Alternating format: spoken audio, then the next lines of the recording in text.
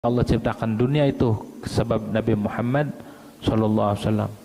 Allah firmankan di dalam hadis qudsi, laulaka ma khalaqtul aflak.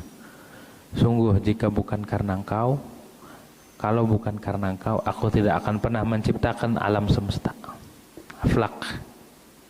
Jadi alam semesta beserta isinya Allah ciptakan. Kenapa? Karena Allah ciptakan Nabi Muhammad sallallahu alaihi wasallam. Maka alhamdulillah kita beruntung menjadi umatnya. Kita beruntung bisa sujud, bisa salat, bisa ruku, bisa baca Quran, mengenal kebaikan dan segala macam ajaran Islam.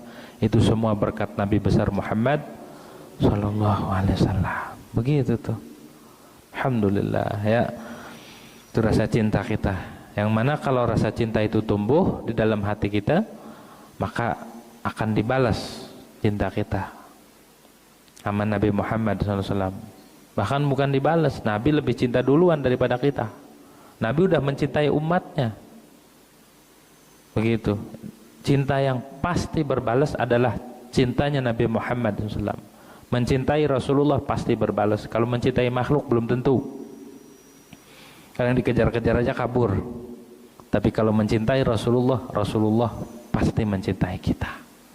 Dan orang yang mencintai Nabi Muhammad SAW, maka janjinya adalah dia akan masuk surga.